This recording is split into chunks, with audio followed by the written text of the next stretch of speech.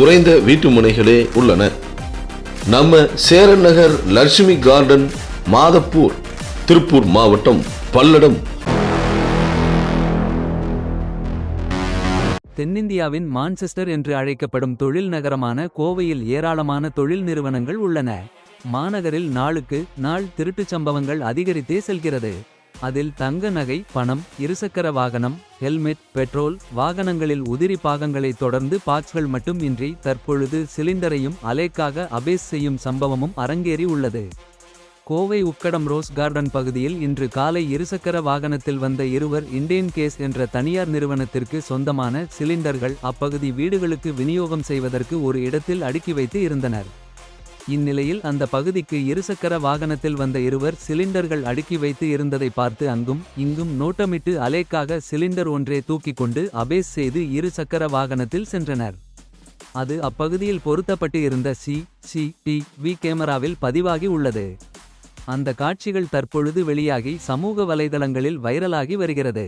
இதனால அப்பகுதி பொதுமக்கள் அச்சமடைந்து உள்ளனர். கோவை மேற்கு தொடர்ச்சி மலையை ஒட்டி உள்ள பகுதிகளில் கடந்த சில ஆண்டுகளாக யானைகளின் நடமாட்டம் அதிகரித்து காணப்படுகிறது.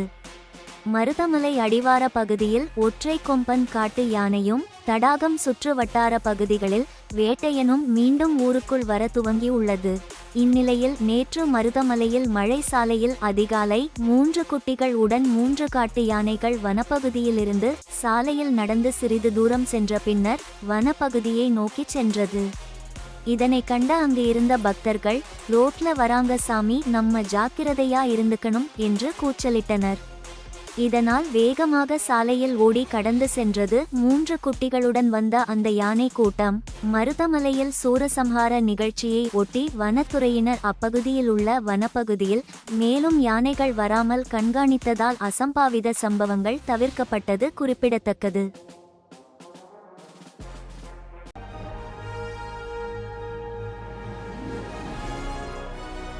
தூத்துக்குடி மாவட்டம் கோவில்பட்டி அருகே இலுப்பையூரணி பஞ்சாயத்து தாமஸ் நகரில் சட்டமன்ற உறுப்பினர் மேம்பாட்டு நிதியிலிருந்து 20 லட்சம் ரூபாய் மதிப்பீட்டில் புதிதாக உணவு அருந்தும் கட்டிட அடிக்கல் நாட்டு விழா நடைபெற்றது.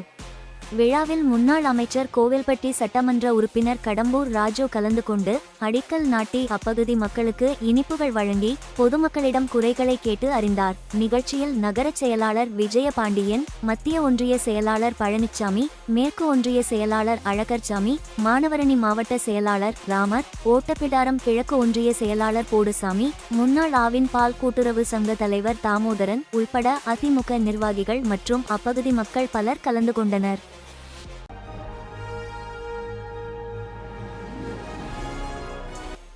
சேலத்தில் பிரசித்தி பெற்ற சேலம் பள்ளப்பட்டி ஸ்ரீ ராஜரிஷி ஆசிரமத்தில் உள்ள ஸ்ரீ பழனிபால தண்டாயுதபாணி திருக்கோவிலிலும் கந்தசஷ்டி விழா தொடங்கி வெகு விமர்சையாக நடைபெற்றது. அதிகாலை முதல் உற்சவமூர்த்தியான ஸ்ரீ பழனிபால தண்டாயுதபாணி சுவாமிக்கு பல்வேறு விதமான அபிஷேகங்கள் செய்யப்பட்டு பின்னர் பல்வேறு வாசனை மலர்களால் சிறப்பு அலங்காரம் மேற்கொள்ளப்பட்டு ராஜா அலங்காரம் செய்யப்பட்ட நிலையில் மகா தீபாராதனைகள் நடைபெற்றன. இதனைத் தொடர்ந்து ஆசிரமத்தில் நிறுவனர் சிவனடியார் பாபு தலைமையில் திருக்கோவில் வளாகத்தில் ஆகம விதிமுறைப்படி அமைக்கப்பட்டிருந்த யாகசாலையில் வள்ளி தெய்வானை சமேத ஸ்ரீ பழனிபால தண்டாயுதபாணி சுவாமிக்கு கலச பூஜையும் தொடர்ந்து யாக பூஜையும் வேத மந்திரங்கள் முழங்க திருக்கயிலாய வாத்தியம் இசைக்க பக்தர்கள் முன்னிலையில் மாங்கல்யத்தை காண்பித்து திருக்கல்யாண வைபவம் நடைபெற்றது. பின்னர் மாலை மாற்று நிகழ்ச்சியும் நலங்கு வைபவமும் நடைபெற்றது. இதனைத் தொடர்ந்து ஹோமங்கள் செய்யப்பட்டன. இந்த கண்கொள்ளா காட்சியை காண பல்வேறு பகுதியில் இருந்து ஆயிரக்கணக்கான பக்தர்கள் வருகை புரிந்து கந்த பெருமானின் கோஷங்கள் முழங்கி வணங்கி மகிழ்ந்தனர்.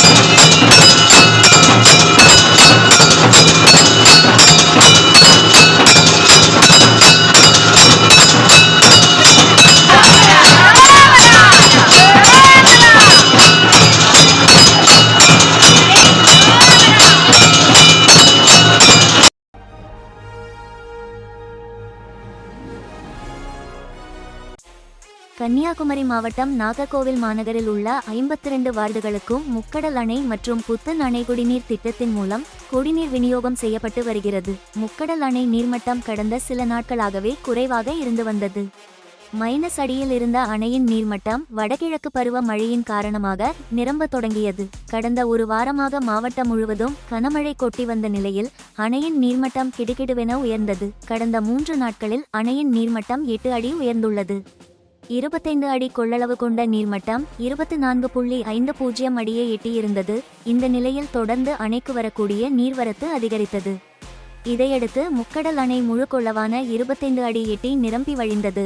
முக்கடல் அணை நிரம்பியதையடுத்து நாகர்கோவில் நகர மக்கள் மகிழ்ச்சியடைந்துள்ளனர். கடந்த ஆண்டு செப்டம்பர் மாதம் ஏற்கனவே முக்கடல் அணை முழு கொள்ளளவு எட்டி நிரம்பியிருந்தது.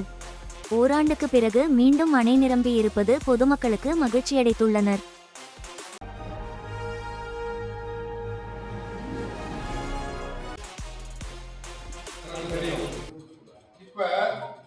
பயிர் காப்பீடு செய்யறதுக்கு நம்மளுடைய இதுல நவம்பர் 15 கடைசி நாள் சொல்றாங்க.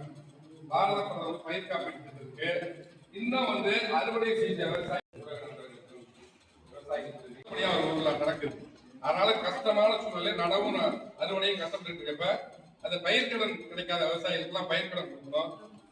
தண்ணீர் நெல்மணிகள் தண்ணீர் விவசாயிகள் நிலையில தீபாவளி பண்டிகை கூட நிறைய இடத்துல கொண்டாட முடியாத விவசாயிகள் கொள்முதல் நிலையங்கள்ல எப்போதுமே இந்த மாமூல் 40 ரூபாய் வாங்கிட்டு இருந்தவங்க இந்த மாதிரி பாதிப்பு தெரிஞ்சுக்கிட்டு நெல் கருத்து பெற்று முளைக்கிற மாதிரி இருக்கு. ஏதோ ஒரு காரணத்தை சொல்லி இந்த ஈரப்பதம் முதல்ல அதுக்கு மத்தியம் தெரியல ஈரப்பதம் இருக்கு சொல்லி 40 ரூபாய் வாங்கிட்டு இருந்தவங்க 50 ரூபாய் வாங்குறாங்க. அதை நீங்க கோட்டாட்சியர் ஒவ்வொரு கோட்டத்தோட கோட்டாட்சியர் அழுகி குளிக்க அழுகி போயிட்டு இருக்கு. அந்த அழுகி போன பயிர்களுக்கு ஒரு ஏக்கருக்கு 20,000 ரூபாய் இழப்பீடு அரசாங்கம் இலவசம்.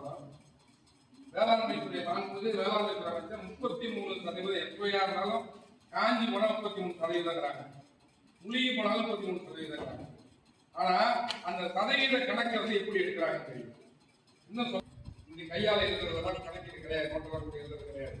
எல்லாம் கணனி பதிவேற்றாங்க. கணனி பதிவேற்றா ஒவ்வொரு 10 வருவாய் கிராமத்துக்கு ஒரு ஏரியா இருக்காது. ஒரு விரிவான ஒரு வருவாய் கிராமத்துக்கு ஒரு விஓ கிராம நிர்வாகம். இவங்க என்ன சொல்றாங்க, 10 கிராமத்துக்கு நான் எப்படி கணக்கை ஏற்ற முடியும், என்னுடைய ஐடியில நான் ஒரு நாளைக்கு சில பேருக்கு ஏற்ற முடியாது அப்படின்னு ஒரு காரணம் சொல்றாங்க. அதனால இந்த கணக்கீடு செய்வதில் பணிகள் தாமதப்படுது. அதனால கிராம நிர்வாக அலுவலர்களையும் வருவாய்த்துறை அதிகாரிகளையும் நீங்கள் இந்த கணக்கீட்டு பணியில் சேர்த்தாதான் இந்த கணக்கை எடுக்க முடியும். முதல்ல நீங்க கணக்கே கொடுத்தோம்னா எப்படி விவசாயிகளுக்கு நிவாரணம் கிடைக்கும். பிள்ளைய பள்ளிக்கூடத்தை சேர்த்தாதான் ஆசிரியர் போய் பாஸ் பண்ண சொல்லுவோம். அதனால நீங்க கணக்கீட்டு பணியை விலைப்படுத்தணும். இந்த கிராம நிர்வாக அலுவலர்கள் இதுக்கு நாங்க செய்ய முடியாது, நிறைய வேலை இருக்குங்கிறத தவிர்க்க கூடாது. எல்லாருமே கூட்டு முயற்சியா இருக்காரா அந்த தொடர்ந்து இயற்கை இடர்பாடுகள் நடவு பணிகளையும் நாங்க சந்திச்சு இருக்கோம். அதாவது அறுவடையிலேயும் பயிர் பாதிச்சிருக்கு, நெல் போடுற உதாரணமா இப்ப நம்முடைய தொடர்ந்து இந்த பயிர் காப்பீடு.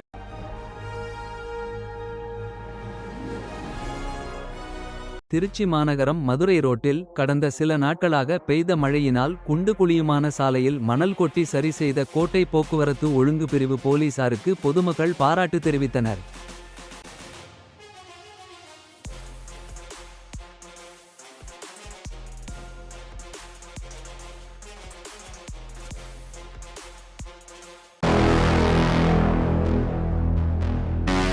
வேலூர் மாவட்டம் தொரப்பாடியில் உள்ள சிறை மற்றும் சீர்திருத்த நிர்வாக பயிலகத்தில் இன்று சிறைத்துறை அதிகாரிகளுக்கான தனித்திறன் மேம்பாடு மற்றும் சிறை கைதிகள் கையாளும் கற்றல் குறித்து 3 நாட்கள் பயிற்சி இன்று முதல் வரும் 30ஆம் தேதி வரையில் நடைபெறுகிறது. இதன் துவக்க விழாவானது சிறை மற்றும் சீர்திருத்த நிர்வாக பயிலகத்தின் இயக்குனர் பிரதீப் நடைபெற்றது. குத்துவிளக்கேற்றி விழாவினை துவங்கி வைத்தனர். இவ்விழாவில் சிறை மற்றும் சீர்திருத்த நிர்வாக பயிலகத்தின் இணை இயக்குனர் டாக்டர் கோவிந்தராஜ் உள்ளிட்டோரும் தமிழ்நாடு, ஆந்திரா, கேரளா உள்ளிட்ட பல மாநிலங்களை சேர்ந்த சிறைத்துறை அதிகாரிகளும் பங்கேற்றனர்.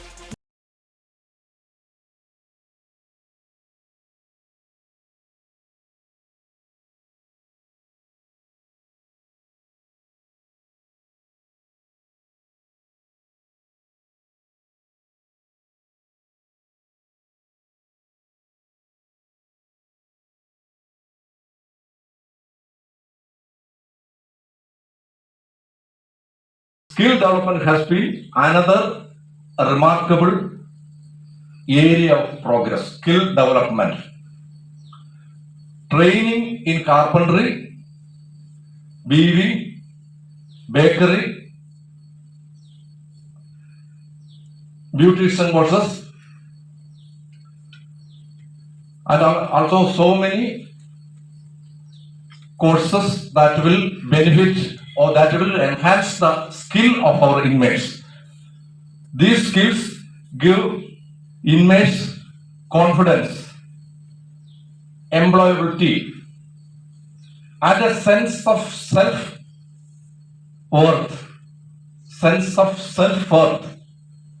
Qualities essential for successful reintegration into society. Then the role of prison officers, your role. Behind every successful reformation story stands a committed prison officer.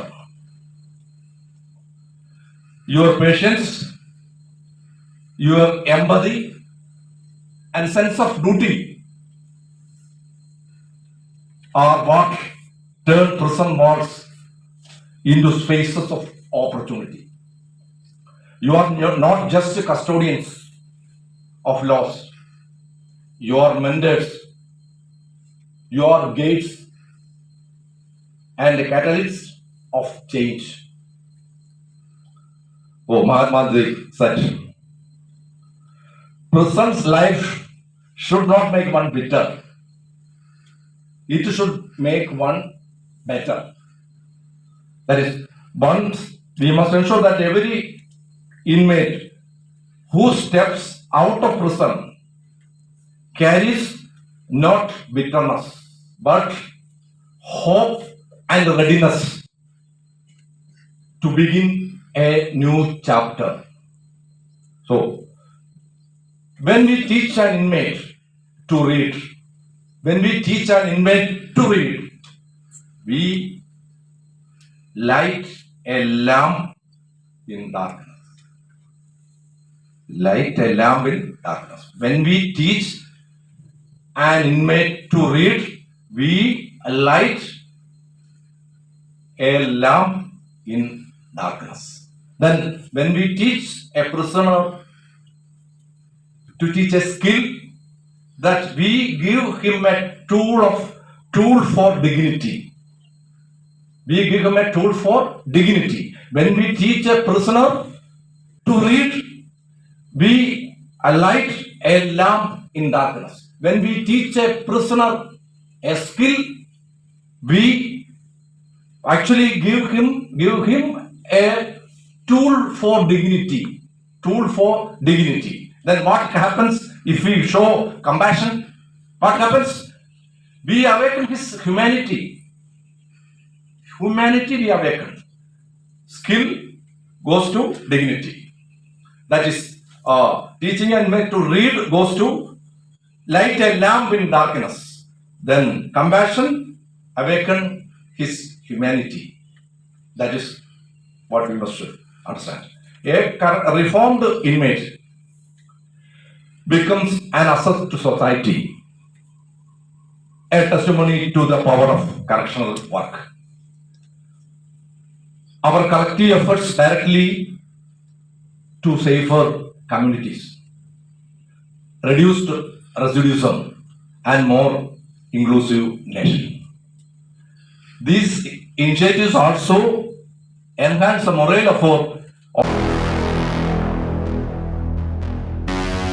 Vellore மாவட்டம் சத்துவாச்சாரியில் உள்ள மாவட்ட ஆட்சியர் அலுவலக கூட்டரங்கில் குழந்தைகள் நலன் மற்றும் சிறப்பு சேவைகள் துறையின் சார்பில் குழந்தைகள் பாதுகாப்பு நலன் குறித்த கூட்டம் குழந்தைகள் பாதுகாப்பு ஆணைய தலைவர் புதுக்கோட்டை விஜயா தலைமையில் கூட்டமானது நடைபெற்றது. இதில் மாவட்ட வருவாய் அலுவலர் மாலதி, மாவட்ட காவல் கண்காணிப்பாளர் மயில் வாகனன் மற்றும் பல்வேறு அரசு துறை அதிகாரிகளும் கலந்து கொண்டனர். இக்கூட்டத்தில் மாவட்ட காவல் கண்காணிப்பாளர் மயில் வாகனன் பேசுகையில், குழந்தைகளுக்கு எதிரான சட்டவிரோத செயல்கள், உடலியல் அல்லது உளவியல் போன்ற எந்தவிதமான விஷயங்களாக இருந்தாலும் காவல்துறை உரிய சட்டத்தினை பின்பற்றி கடுமையாக நடவடிக்கை எடுத்து வருகிறோம். கடந்த 3 ஆண்டுகளில் குழந்தைகள் கொடுமைகளுக்கு எதிரான வழக்கு எண்ணிக்கை அதிகரித்துள்ளது. அதற்கு காரணம் பெற்றோர்களுக்கு சட்ட விழிப்புணர்வு ஏற்பட்டுள்ளதே. சிறிய குற்றங்கள் என நினைத்தது மாறி மக்கள், ஆசிரியர், சமூக பொறுப்புள்ள அனைவருக்கும் குழந்தைகள் பாதுகாப்பு என்பதை உறுதி செய்து வருகின்றனர். அனைவருக்கும் இது சென்று சேர்ந்துள்ளது. ஆணையத்தினுடைய உறுப்பினர்கள் ஆய்வு செய்ய இருக்கின்றார்கள். அவர்களை மாவட்ட நிர்வாகத்தின் சார்பாகவும் காவல்துறையின் சார்பாகவும் மாவட்ட வருவாய் அலுவலர் அவர்களையும் மற்ற இதர பல துறைகளை சார்ந்த அலுவலர்கள் அத்தனை பேர் அளவில் குழந்தைகள் சம்பந்தமான அல்லது குழந்தைகளுக்கு எதிரான சட்டவிரோத செயல்கள், அது உடலியல், உளவியல் போன்ற எந்த வகையான விஷயமாக இருந்தாலும் காவல்துறை விரைவாக உரிய சட்ட விதிமுறைகளை பின்பற்றி கடுமையான நடவடிக்கைகளை மேற்கொண்டு வருகிறது. கடந்த 3 ஆண்டுகளில் புள்ளி விவரங்களை எடுத்துக்கொண்டால் 23, 24, 25 இந்த 3 ஆண்டு காலகட்டங்களில் வழக்குகளுடைய எண்ணிக்கை அதிகரித்திருக்கின்றது. அதற்கு காரணம் துரித நடவடிக்கை, குழந்தைகள் மத்தியிலும் பெற்றோர்கள் மத்தியிலும் இந்த குற்றங்கள் சம்பந்தமான அந்த குற்றங்களுக்கு எதிரான சட்டங்கள் பற்றிய சட்ட விழிப்புணர்வு நிறைய ஏற்படுத்தப்பட்டு வருகிறது. ஆகையினால சின்ன சின்ன விஷயங்கள் எல்லாம் கடந்து போன காலங்கள் மாறி, சின்ன சின்ன குற்றங்கள் என்று நினைத்த காலங்கள் மாறி, இந்த சட்ட விழுமியங்களை மக்கள், குழந்தைகள், ஆசிரியர்கள், சமூக பொறுப்பில் இருக்கக்கூடிய அத்தனை துறைகளுக்கும் இது சென்று சேர்ந்திருக்கின்றது.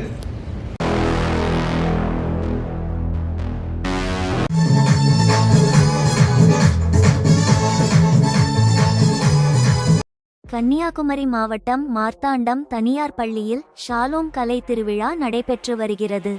3 நாட்கள் நடைபெறும் விழாவில் இன்று நடனம், பேச்சு போட்டி, ஓவிய போட்டி, மாணவ மாணவிகளின் கலைத்திறனை வெளிப்படுத்தும் பல்வேறு போட்டிகள் வகுப்பு வாரியாக தனித்தனியாக நடைபெற்றது. இதில் வீணாகும் மண்ணை மாசு அடை செய்யும் பிளாஸ்டிக் பாட்டில்கள் மற்றும் உபயோகித்துவிட்டு வீணாக வீசும் குப்பிகளை கொண்டு மாணவ மாணவிகள் உருவாக்கிய ஃப்ளவர் பாட்ஸ், வாழ்த்து அட்டைகள் மற்றும் கைப்பை உட்பட பல அலங்கார பொருட்கள் அனைவரின் கண்ணை கவரும் வகையில் அமைந்துள்ளது. மாணவர்களின் திறனை வெளிப்படுத்தும் வகையில் இந்த நிகழ்ச்சி பல வகை கலை நுட்பத்தை வெளிப்படுத்த 3 நாட்கள் திருவிழா போன்று இந்த தனியார் பள்ளியில் கொண்டாட்டம் நடைபெறுகிறது. தருமபுரி மாவட்டத்தில் உள்ள கேத்துரெட்டிப்பட்டி கிராமத்தில் அரசு சார்பில் மகளிர் சுய உதவிக்குழு கட்டிடத்தில் மற்றும் அரசு நூலகம் கட்ட 1.10 லட்சம் ரூபாய் நிதி ஒதுக்கீடு செய்யப்பட்டு அங்கு கட்டிடம் அமைக்கப்பட்டு அந்த இடத்தில் மகளிர் சுய உதவிக்குழு மற்றும் அரசு நூலகம் செயல்பட்டு வந்தது. இதே இடத்தை தங்களுடையது என கூறி சின்னசாமி என்பவர் கிரயமாக பெற்று பின்னர் தனது மகன் மகேந்திரனின் பெயருக்கு மாற்றி வைத்ததாக கூறப்படுகிறது. இந்த நிலையில் கடந்த 6 மாதங்களுக்கு முன் இந்த தகவலை அறிந்த பொதுமக்கள் மனு அளித்தனர். வருவாய்த்துறையினர் ஆய்வு நடத்தி சம்பந்தப்பட்ட பட்டாவை ரத்து செய்ய ஆணையிட்டதாக கூறப்படுகிறது. இந்த நிலையில் கடந்த 6 மாதங்களாக பட்டா ரத்து செய்ய நடவடிக்கை எடுக்கப்படாததால் ஆவேசமடைந்த பொதுமக்கள் இன்று கேத்துரெட்டிப்பட்டி பேருந்து நிறுத்தத்தில் அரசு பேருந்தை சிறைப்பிடித்து சுமார் 2 மணி நேரத்திற்கு மேலாக சாலை மறியலில் போராட்டத்தில் ஈடுபட்டனர்.